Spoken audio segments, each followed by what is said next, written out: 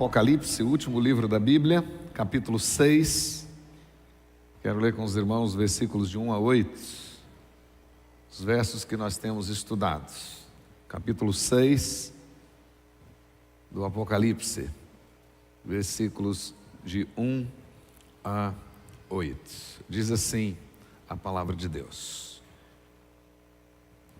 Vi quando o Cordeiro abriu o primeiro selo, o primeiro dos 7 selos, e ouvi um dos 4 seres viventes dizendo, como se fosse voz de trovão: Vem! Vi então, e eis um cavalo branco, e o seu cavaleiro com um arco, e foi-lhe dado uma coroa, e ele saiu vencendo para vencer. Quando abriu o segundo selo, ouvi o segundo ser vivente dizendo: Vem! E saiu outro cavalo, vermelho, e ao seu cavaleiro foi-lhe dado tirar a paz da terra, para que os homens se matassem uns aos outros. Também lhe foi dada uma grande espada. Quando abriu o terceiro selo, ouvi o terceiro ser vivente dizendo: Vem! Então vi, e eis um cavalo preto, e o seu cavaleiro com uma balança na mão. E ouvi uma como que voz no meio dos 4 seres viventes dizendo: Uma medida de trigo por 1 denário, 3 medidas de cevada por 1 denário. Não danifiques o azeite e o vinho. Quando o Cordeiro abriu o 4º selo, ouvi a voz do 4º ser vivente dizendo: Vem! E olhei, e eis um cavalo amarelo, e o seu cavaleiro, sendo este chamado Morte, e o inferno o estava seguindo, e foi-lhe dada autoridade sobre a 4ª parte da terra, para matar a espada, pela fome, com mortandade e por meio das feras da terra.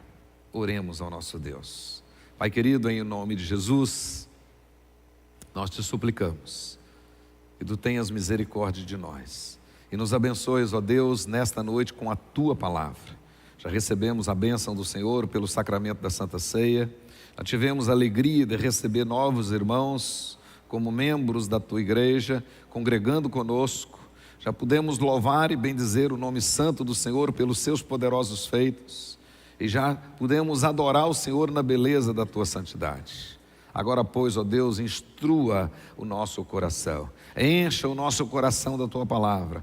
Permita, Senhor, que o mesmo Espírito Santo que inspirou o apóstolo João esteja agora iluminando a nossa mente, o nosso coração, para tirarmos proveito da palavra santa. E que o mesmo propósito, o propósito original de consolar, de despertar, de animar, de encorajar os crentes naquele tempo, esteja também, ó Deus, sendo alcançado nos nossos dias. Que nós, os crentes de hoje, do último tempo, estejam também, pela mesma palavra, sendo fortalecidos, animados, encorajados e até mesmo admoestados, para podermos seguir em frente, fazendo a tua vontade. Ajuda-nos, ó Deus, e neste exato momento, repreenda tudo aquilo que não procede do Senhor, faça bater em retirada toda obra do inferno, e permita que o Espírito Santo, que inspirou esta palavra, esteja agora agindo poderosamente, quebrantando corações e avivando a tua igreja, e permitindo que todos nós possamos crescer no conhecimento da tua palavra. E ao sairmos daqui hoje, saiamos transbordando e desejosos de colocar esta palavra, as lições desta palavra em prática durante esta semana. Ajuda-nos, ó Deus. Abençoa os que estão em casa, os que nos acompanham agora pelos canais da igreja, Senhor. Abençoa os que estão enfermos, os que estão enlutados, ó Deus amado, em nome de Jesus. Nós temos aqui na nossa igreja famílias enlutadas. Visita com poder e graça, enche o coração desta graça especial, ó Deus, para que eles possam também enfrentar esse momento adverso. Em o nome de Jesus, para a honra e glória de Jesus. Amém. Glória a Deus. Meus queridos irmãos, nós vamos continuar com a nossa exposição com o objetivo de manter viva a nossa esperança no Cristo glorificado. Nós já vimos aqui, especialmente os capítulos 4 e 5, esses dois capítulos que funcionam como uma espécie de interlúdio, onde Deus fez questão de revelar para João coisas maravilhosas, a sala do trono, a sala do controle. João pôde ver que todo o universo é controlado dos céus, e quem faz isso é o Deus Todo-Poderoso. Observamos aqui já nos estudos anteriores que o objetivo do capítulo 4 e do capítulo 5 foi exatamente fortalecer, consolar o coração, encorajar o coração dos leitores originais e também o nosso coração hoje, para que nós pudéssemos enfrentar todas as lutas e todas as adversidades. E com essa esperança renovada, com essa motivação renovada, nós com certeza vamos enfrentar todas as lutas. E para nós, portanto, não importa de quantos juízos estejam repleto o livro da história humana. Com certeza, Deus não nos abandonará, não nos deixará e nos guardará em meio às provas, em meio às adversidades. Na última mensagem, nós iniciamos aqui os nossos estudos sobre a visão da abertura dos selos. Capítulo 6, versículo 1, até o capítulo 8, versículo 6. Uma longa série de julgamentos divinos que serão derramados sobre toda a terra. São julgamentos divinos que alcançarão toda a terra. E esses julgamentos têm o propósito de provar, também tem o propósito de dar oportunidades de arrependimentos, mas tem o propósito também de juízos. Conforme nós vimos na mensagem anterior, esses selos têm paralelo direto com o texto de Mateus capítulo 24, do versículo 3 até o versículo 31, e também com o texto de Marcos capítulo 13, versículos de 5 a 13, e simbolizam tribulações, perseguições, calamidades, dores, que ocorrerão num período indefinido entre a ascensão do Senhor Jesus e a sua segunda vinda, portanto, no período da igreja. E por causa disso, a igreja já passou, está passando e passará por estas adversidades. Então, esse entendimento é correto, faz sentido, porque o livro do Apocalipse foi um livro escrito para uma igreja histórica, para leitores históricos, para um povo que historicamente, naquele exato momento, passava por lutas, passava por adversidades, e que clamava ao Senhor por socorro, e esperava de Deus uma resposta. E o livro de Apocalipse, então, foi escrito como resposta de Deus, foi escrito como a palavra de socorro de Deus, para aqueles irmãos que estavam passando por lutas e adversidades, para aqueles irmãos que estavam sofrendo, especialmente os leitores originais do finalzinho do primeiro século. E portanto, como palavra de Deus, serve para nós também, serve para a igreja em todas as épocas. É nesse sentido que nós temos interpretado o Apocalipse, o capítulo 1, o versículo 9, quando diz lá a respeito das coisas que hão de acontecer. No nosso entendimento, as coisas que hão de acontecer, já aconteceram, estão acontecendo e vão acontecer nesse período entre a ascensão de Jesus e a sua segunda vinda. Então, todas essas coisas que hão de acontecer, elas fazem parte desses acontecimentos entre a segunda vinda e a parousia. Tem relação com o juízo final, com o estado eterno, com o novo céu, com a nova terra. Por isso que as coisas que as revelações desses selos, elas tiveram relação com os leitores originais, com aqueles que vieram depois deles, antes de nós, tem relação conosco e tem relação com aqueles que virão depois de nós. Com esse entendimento e obedecendo aos ensinamentos do próprio Senhor Jesus, nós entendemos que não nos compete conhecer os tempos e as épocas que o Pai reservou pela sua exclusiva autoridade. Atos capítulo 1, versículo 7. Mas a nós outros que já recebemos o Espírito Santo, que temos o Espírito Santo, nos compete testemunhar do Evangelho de Jesus, independente das circunstâncias, em todos os lugares e o tempo todo. Conforme nós vimos na última mensagem, a abertura do primeiro selo, que revela aí um cavalo branco com seu cavaleiro, com um arco e uma coroa, cavalgando como vencedor, determinado a vencer. Versículo 2 desse capítulo 6. Vimos que, de fato, é Jesus Cristo e a sua conquista se dá pela pregação do Evangelho. Marcos capítulo 13, versículo 10. Apesar do ambiente hostil, o Evangelho alcançará a vitória. O Evangelho será pregado efetivamente em todo o mundo e terá resultados maravilhosos. Entretanto, vimos claramente aqui que o aparecimento do cavalo branco, com seu cavaleiro cavalgando como vencedor, determinado a vencer, automaticamente provoca o aparecimento dos outros 3 cavalos. E é isso mesmo, todas as vezes que Cristo está vencendo por meio do Evangelho, Satanás se torna ativo e ataques e tentações contra os filhos de Deus se intensificam.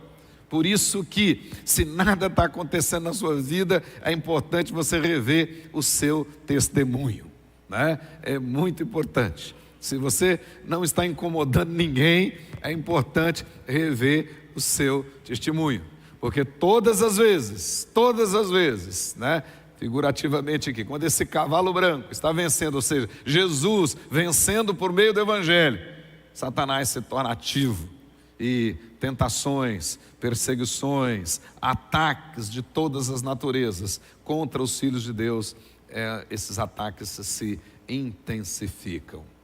O triunfo do cavaleiro do cavalo branco, ele primeiramente propicia o aparecimento do cavalo vermelho, que nós estudamos na última mensagem, que significa essencialmente perseguição, morte, especialmente de crentes, por causa do Evangelho. Tem relação com as tribulações, com as perseguições ferrenhas contra os filhos de Deus. Tem relação direta com a morte de crentes, ou seja, o sacrifício de crentes, o martírio de crentes, além das guerras entre as nações. Mas a principal referência do cavalo vermelho aqui tem relação com as tribulações pelas quais os crentes passarão, as lutas pelas quais os crentes passarão, terão que enfrentá-las. E aqueles que morrerão neste segundo selo são as almas que aparecem debaixo do altar no quinto selo. No quinto selo.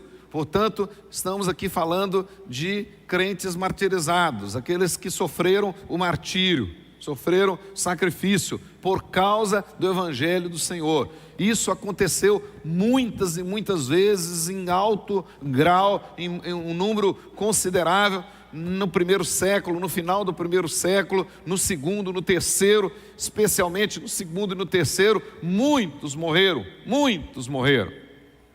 E depois, ao longo da história da igreja, na época da Reforma, na época da Idade Média, muitos morreram. E hoje, muitos estão morrendo em vários lugares por causa do Evangelho. Mas vai chegar um momento que essa perseguição vai se intensificar mais ainda, de maneira jamais vista. Então, as coisas que hão de acontecer, narradas lá no capítulo 1, no versículo 9, tem relação com o passado distante, com o passado mais recente, tem relação com o nosso presente e tem relação com o futuro escatológico. Portanto, todas as vezes que esse cavalo branco aparece vencendo, que é Jesus vencendo pelo Evangelho, o vermelho surge, perseguições, mortes dos crentes, sacrifício dos crentes. Essas almas estão lá, debaixo do altar, no quinto selo, clamando por justiça. Lá nós podemos ver claramente que aquelas almas são os mortos por causa do Evangelho de Jesus Cristo. Mas também, além do vermelho, e é o que nos interessa hoje, pelo mesmo motivo, a vitória do cavaleiro do cavalo branco, o mesmo motivo, além de trazer o cavalo vermelho, traz também o cavalo preto. Veja comigo, versículo 5, nosso texto de hoje. Quando abriu o terceiro selo, ouvi o terceiro ser vivente dizendo: vem.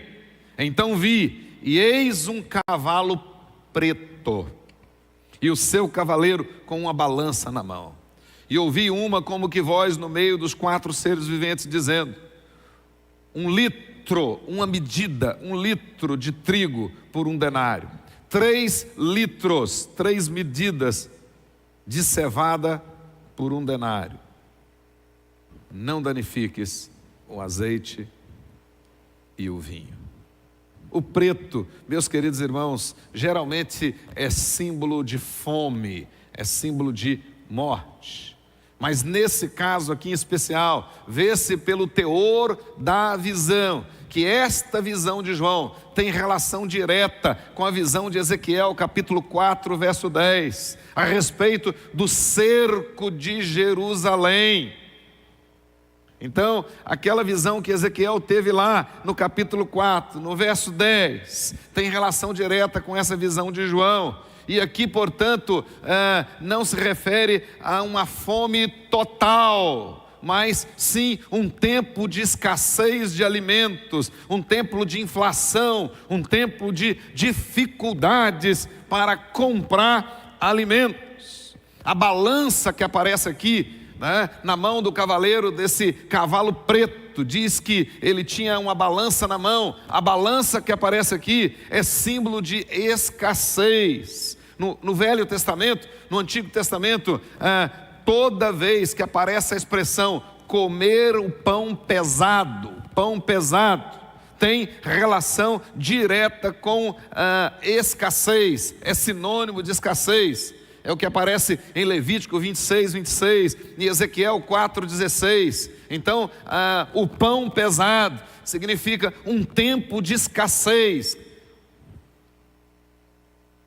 E aqui, esse cavalo preto, cujo cavaleiro tem uma balança na mão, é uma referência a um tempo terrível, onde muitos, especialmente muitos crentes, sofrerão com a dureza econômica, com a escassez. É um flagelo terrível.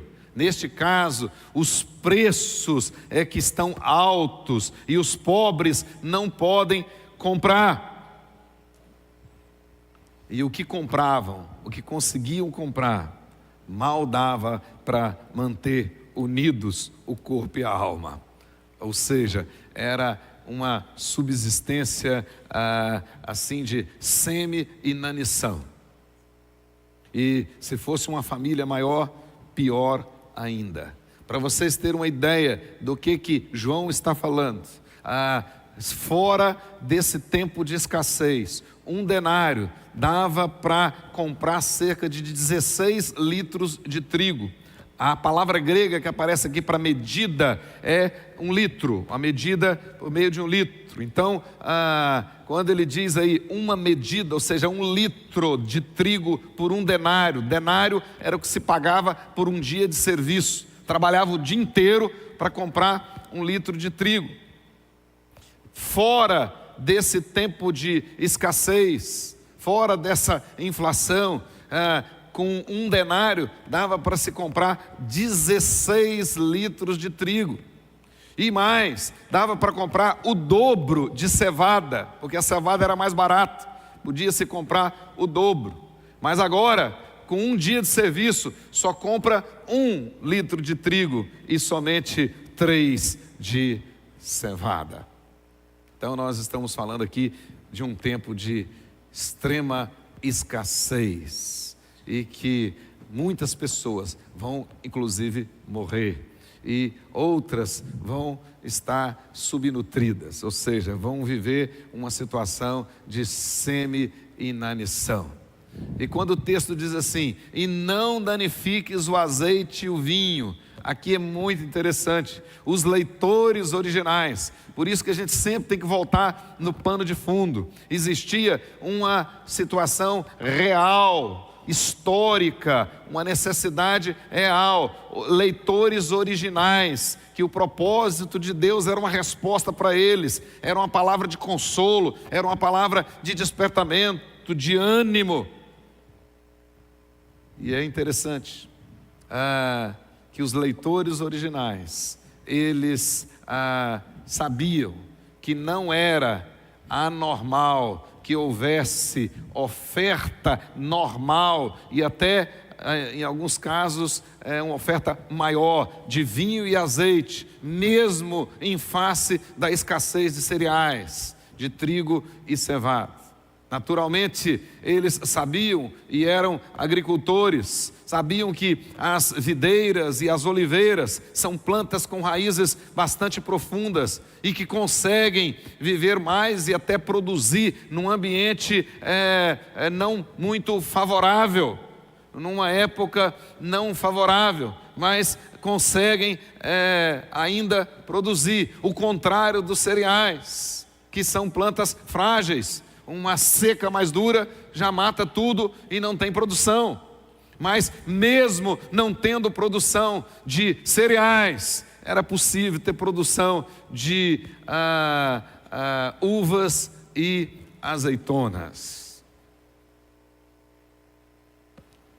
Pois bem, eles sabiam disso. Mas tem um detalhe histórico muito interessante. Muito interessante. Historiadores narram que no reinado de Domiciano, que era exatamente o imperador nos dias de João, quando João escreveu esse texto, houve uma terrível escassez de cereais e ao mesmo tempo uma superprodução de vinho e azeite, que o próprio Domiciano baixou um decreto determinando a erradicação de parte das vinhas e dos olivais nas províncias da Ásia Menor. Então era histórico, estava realmente acontecendo uma situação que todos tinham conhecimento, e o imperador então mandou erradicar, cortar, abrir espaço para tentar aproveitar aquela terra onde estavam as uvas e as azeitonas, onde estavam os olivais, onde estavam as plantações de uvas, para plantar cereais ali e tentar aproveitar a qualidade da terra e produzir alguma coisa. Mas é interessante que nas províncias da Ásia Menor, os ricos e produtores de azeite e de vinho protestaram contra o decreto do imperador e chegaram ao ponto de se levantar, se rebelar contra o decreto. E aquela oposição foi tão grande que o imperador retrocedeu, ou seja, tornou sem valor o seu decreto e fez o contrário. Ameaçou castigar aqueles que, mesmo em obediência ao decreto anterior, tivesse cortado parte da sua lavoura. E a ordem era: não mexam com o vinho e não mexam com o azeite. Por quê? Porque para os ricos, aquelas oliveiras produzindo, aquelas uvas produzindo, eles tinham dinheiro, eles podiam vender e vender caro, então eles conseguiam comprar, porque já no mundo antigo, vinho e azeite eram sinônimos de conforto, prazer que essa vida pode dar. E os pobres não podiam comprar, mas eles vendiam e com o recurso podiam comprar outras coisas. Então, mesmo diante da escassez de cereais e muitas pessoas morrendo de fome, alguns tinham de sobra, alguns tinham muitos. Essa era a situação daquela ocasião. O azeite e o vinho eram as principais fontes de lucros para aqueles ricos, né? E por isso, mesmo que tivesse uma grande escassez de trigo, a proibição era: não toque nas lavouras, não toque nas plantações de uvas e nem de azeitonas. Não toques.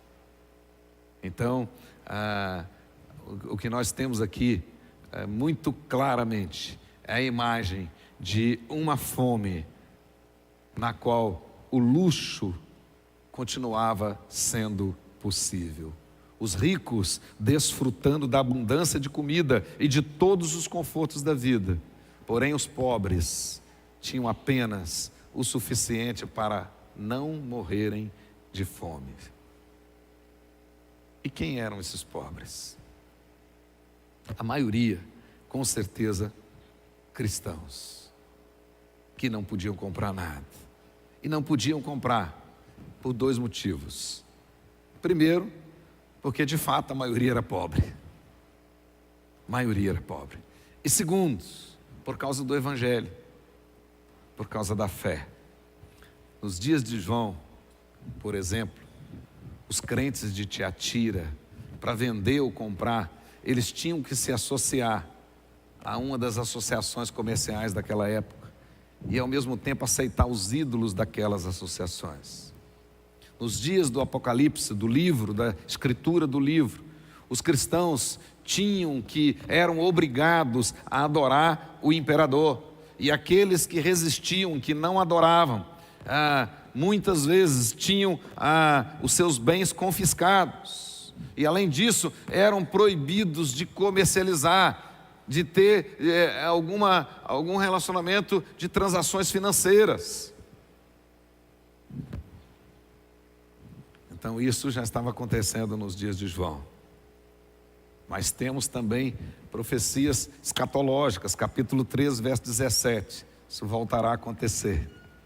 Quando para você comprar, vai ter de ter a marca da besta, vai ter de submeter ao sistema, vai ter de aceitar as condições do sistema. Então, esse cavalo preto, ele tem relação direta com um tempo de escassez, superinflação, e onde os pobres, de maneira geral, e boa parte deles são crentes, e os crentes, por causa da sua fé, sofrerão bastante. Mas os ricos continuarão, mesmo diante da escassez de cereais, eles continuarão, usufruindo das benesses desse mundo. É isso que significa cavalo preto. Então, o segundo e o terceiro selos, eles se interrelacionam, O cavalo vermelho e o cavalo preto, ambos descrevem tribulações, perseguições, sofrimentos para o povo de Deus, especialmente para aqueles que não se corromperem, para aqueles que permanecerem firmes na fé.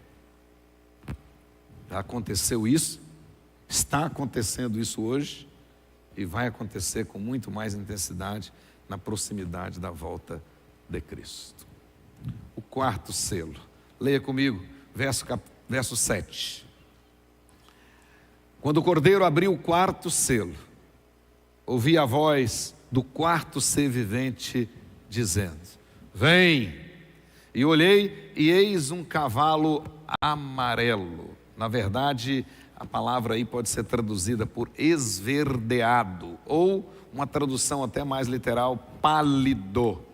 Então, eis que um cavalo pálido, e o seu cavaleiro, sendo este chamado Morte, e o inferno o estava seguindo, e foi-lhe dada autoridade sobre a quarta parte da terra, para matar a espada, pela fome, com a mortandade e por meio das feras da terra. Esse quarto cavalo, a visão desse quarto selo, tem relação direta também com a visão de Ezequiel, capítulo 14, versículo 21. A visão do inevitável julgamento de Jerusalém. Lá em Ezequiel, capítulo 14, verso 21, encontramos as seguintes palavras: pois assim diz o soberano Senhor, quanto pior será quando eu enviar contra Jerusalém os meus 4 terríveis juízos. Ele diz: a espada, a fome, os animais selvagens e a peste, para com eles exterminar os seus homens e os seus animais. Então esse cavalo pálido, esverdeado, traduzido aí na nossa versão comum como amarelo, esse significa, sim, literalmente, guerra mesmo, fome, pestilência. Refere-se a infortúnios que também os crentes sofrerão juntamente com o mundo. Então observe bem, assim como no segundo, no terceiro, aqui no quarto cavalo também, além de muitos não crentes morrerem por causa de todos aqueles infortúnios, principalmente os crentes sofrerão. Principalmente. Agora também, esse quarto cavalo está falando de guerra. E muitas pessoas que não têm relação com o cristianismo morrerão pelas consequências da guerra ou pela guerra direta. Mas principalmente os verdadeiros crentes, eles sofrerão muito por causa desses infortúnios. O cavalo aqui, ele é horrível. E o seu cavaleiro é o único dos 4 cavaleiros, é o único que é nominado. Esse aí tem nome. O cavaleiro desse cavalo amarelo tem nome, e o nome dele aí é Morte. O texto diz, e o seu nome é Morte, e ele é seguido pelo inferno, pelo Hades, que é a tradução melhor, que significa mundo dos mortos, não somente inferno propriamente dito, mas o mundo dos mortos. E na verdade nós temos aqui uma realidade só. Nós temos aqui uma moeda de 2 lados, porque a morte e o Hades são inseparáveis, como o reverendo Hernandes tem dito. Na verdade, a morte derruba e o Hades recolhe. A morte pede o corpo, enquanto o Hades reclama a alma. A morte e o Hades, ou seja, o mundo dos mortos, são inseparáveis. Mas o texto diz que foi dado a esse cavaleiro autoridade limitada, apenas 1/4 da terra. E isso, mais uma vez, mostra a soberania de Deus sobre tudo e sobre todos, inclusive sobre o inferno. Então, na verdade, quem manda no inferno é Deus, é Ele que tem soberania absoluta. Esse cavalo, essa representação da morte, da destruição, do sofrimento terrível, também está sob o poder de Deus, sob a autoridade de Deus. Foi-lhe dada apenas autoridade sobre 1/4. Autoridade limitada. O seu círculo de ação é limitado, o seu território é definido. Assim também a ação de Satanás é limitada, o seu território é definido, ele está debaixo da soberania de Deus também. Então não existe essa questão da luta de Satanás com Deus. Não, é Deus que controla tudo e todos. Luta de Satanás com Deus só no carnaval, porque Deus é soberano sobre tudo e sobre todos. É Ele que tem o poder das chaves e do inferno. E nesse caso, esse ciclo de ação é limitado. E o texto diz, poder para matar a espada. E aqui tem um detalhe interessante para a gente comparar com o segundo selo. Aqui sim, a palavra traduzida aqui é assassinar mesmo. E a palavra espada que aparece aqui no quarto selo é diferente da palavra espada que aparece no segundo selo.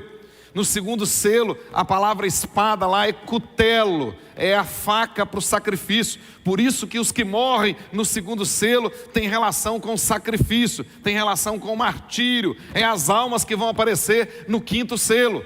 Mas aqui no quarto selo, a palavra que aparece por espada aqui é realmente uma arma de guerra. Portanto, é uma espada de guerra, não é mais de sacrifício, é instrumento de guerra. É a mesma palavra que vai aparecer em Ezequiel 14, 21, que vai aparecer no primeiro livro de Samuel, capítulo 17, versículos 50 e 51. Portanto, o quarto cavalo está falando de guerra mesmo, guerra de verdade. Muitas que já houveram, que estão hoje acontecendo e que acontecerão e que serão intensificadas na proximidade da volta de Cristo. Então o quarto selo descreve os sofrimentos universais e tem caráter, tem o seguinte caráter: primeiro, pela espada, guerra; pela fome, aqui nós temos diferente do cavalo anterior, da escassez. Aqui é fome por causa da destruição da guerra. Então aqui não tem nem a questão de não danifiques o azeite e o vinho, ou o vinho e o azeite. Não, aqui é fome mesmo causada como consequência da guerra. E todos vocês sabem disso. Numa situação de guerra, é uma época de muitas privações, e dentre elas a fome, a destruição que traz a fome. Mas a guerra também traz a mortandade, né? Então quando ele fala aqui de pestilências, de pragas, de doenças, epidemias, pandemias, né? A mortandade causada também, né? Por todo esse contexto de guerra e de fome. Então são as consequências da fome. Então, em todos esses lugares, quando a guerra vai aumentando e vai demorando, né? Epidemias vão surgindo, doenças vão surgindo, pestes vão surgindo. Mas o texto diz também, por meio das feras do campo. Aqui tem uma referência ao segundo livro de Reis, capítulo 17, verso 25, né? Falando de quando a Síria levou cativo Israel e colocou outros povos no lugar, e esses outros povos blasfemavam, não adoravam o Senhor, e Deus permitiu que feras do campo pudessem assustá-los, pudessem causar danos a eles, leões que mataram alguns do povo. Ou seja, consequências em virtude da descrença, em virtude da soberba, em virtude da idolatria, em virtude do abandono do povo ao Deus verdadeiro. Esse selo então simboliza desgraças universais. Detalhe, tanto a igreja quanto a humanidade de forma geral irão sofrer. Então observe bem que esses 4 selos, em virtude da vitória do cavalo branco, né, do cavaleiro que sai como vencedor, determinado a vencer, Jesus Cristo vencendo pelo Evangelho. Então, à medida que a igreja dá testemunho, à medida que a igreja se torna de fato eficaz na proclamação do Evangelho, os demais cavalos vão surgir. Os demais vão surgir, o vermelho, o preto, o amarelo, trazendo dificuldades, trazendo lutas, trazendo adversidades para a igreja. E muitos, nesse mesmo contexto, sofrerão. O diabo não poupará para matar um crente, se necessário matar 10 descrentes. Mas ele não tem preocupação se aquela bomba, né, pensando numa guerra, se ela vai matar 1 milhão de inocentes, mas se ela matar um dos culpados, quem jogou a bomba já está satisfeito. Ele não pensa nos detalhes do prejuízo. Então, mas os 4 cavalos, né, especialmente os 3, o segundo, o terceiro e o quarto, trata de sofrimentos que a igreja já enfrentou, está enfrentando e vai enfrentar.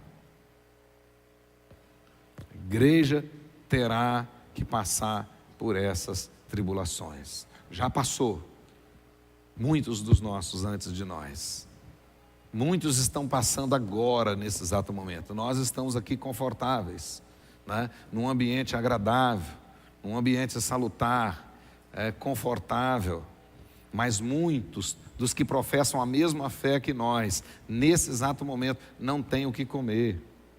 Muitos dos nossos missionários que nossa igreja ajuda estão em lugares que os crentes lá, no máximo, conseguem fazer uma refeição limitada por dia. Na Albânia, por exemplo, vimos recentemente testemunho aqui do reverendo Gutierrez, né? Como muitos deles só conseguem um pão, tipo uma bolacha, esse pão tipo pão sírio, né? E uma xícara de chá por dia. E nós aqui, dizendo cristãos, desperdiçando comida, jogando comida fora, as crianças põem no prato, enchem o prato, comem alguma coisinha e deixa lá. Isso é não administrar correto, não obedecer os mandatos pactuais do Senhor. É pecado, sim. Mas muitos dos nossos estão sofrendo por causa da fé ainda hoje.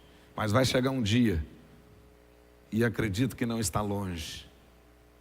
E como diz o apóstolo Paulo escrevendo aos Romanos no capítulo 13, vai alta a noite, vem chegando o dia, e a nossa salvação está mais perto do que quando no princípio cremos. Que isso tudo se cumprirá com muito mais intensidade. Com muito mais intensidade. 1 litro de trigo por 1 denário. 3 de cevada por 1 denário. E não haverá acesso a nenhum dos privilégios dessa vida. Não danifiques nem o azeite e nem o vinho. Como não aceitaremos a marca da besta, não poderemos comprar e nem vender. E isso trará sofrimento. Muitos dos nossos sofrerão. Por isso, meus queridos irmãos, é que Jesus primeiro consolou o coração daqueles irmãos, fortaleceu o coração daqueles irmãos, para eles enfrentarem tudo isso. Paulo e Barnabé, quando estavam voltando da primeira viagem missionária, eles fazendo o caminho de volta, eles passavam em cada uma das cidades, Derbe, Listra, Icônio, Antioquia, reunindo de novo os irmãos. E o texto vai dizer em Atos 14, claramente para nós, nos versículos 20, 21 e 22, que eles voltaram passando em cada cidade, exortando, né? A palavra certa, animando, fortalecendo os discípulos a permanecerem firmes na fé e deixando claro para eles que através de muitas tribulações, o que importa é entrar no reino de Deus. E é exatamente isso que mais tarde, João agora, Jesus por meio de João, está ensinando para nós. Através de muitas tribulações, independente delas, a despeito delas, apesar delas, o que importa é entrar no reino de Deus. É isso que importa. Então é isso. Vocês estão sofrendo, estão passando por lutas. Muitos aí não conseguem comprar comida o suficiente para viverem de maneira digna. A única coisa que consegue comprar é para viver de maneira apenas a subsistência. Apenas a subsistência. Mas vale a pena continuar firme.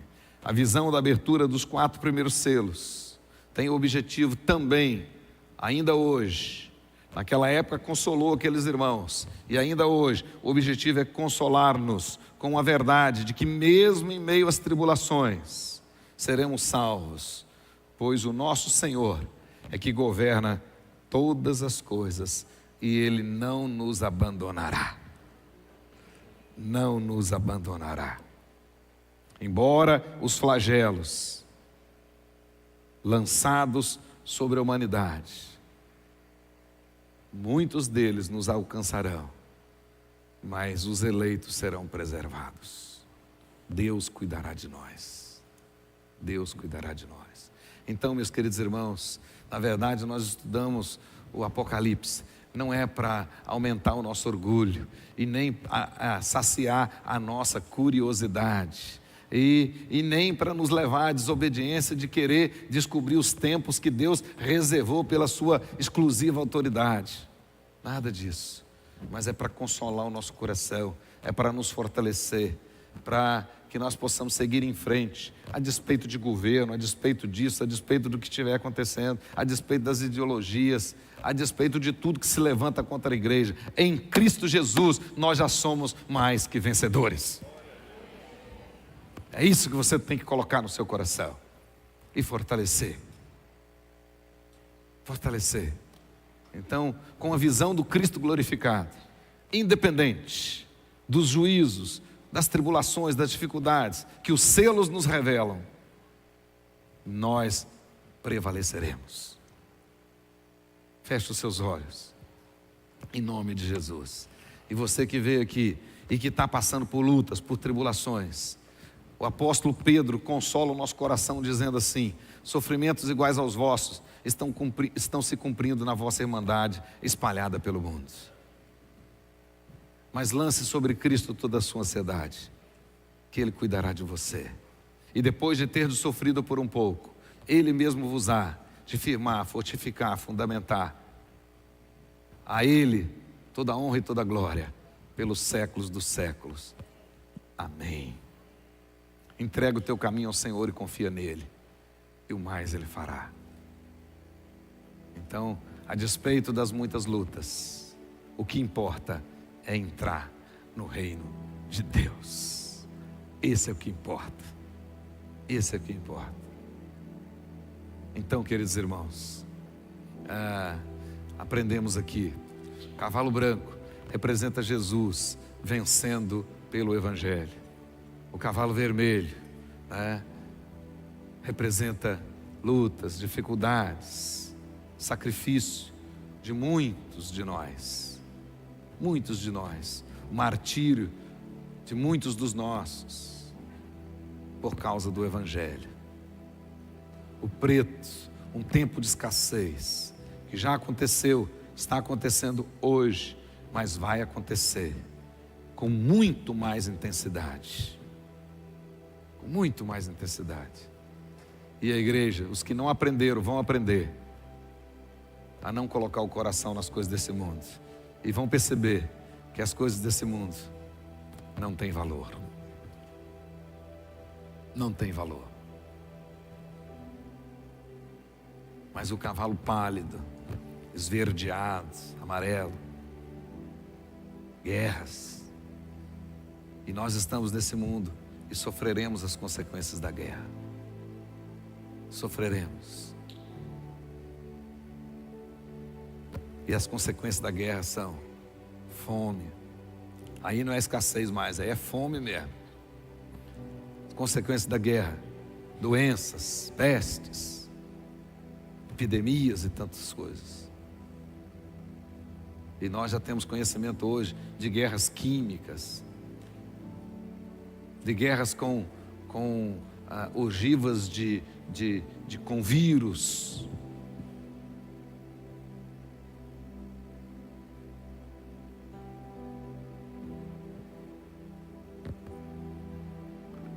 Elas virão.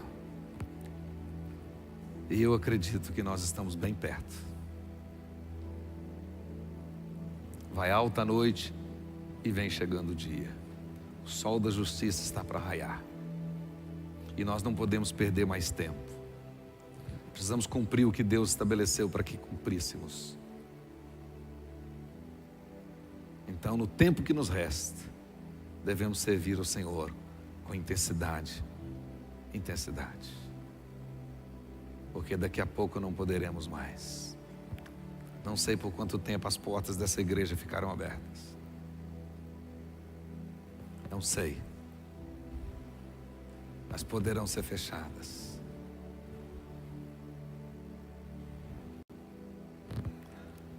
Muitas em muitos lugares já fecharam. Muitas. Então ore ao Senhor. Peça ao Senhor para reavivar o seu coração. Para você não temer as adversidades. Para você não ficar atemorizado com o tamanho dos Golias. Mas que você tenha a mesma fé no Deus de Davi.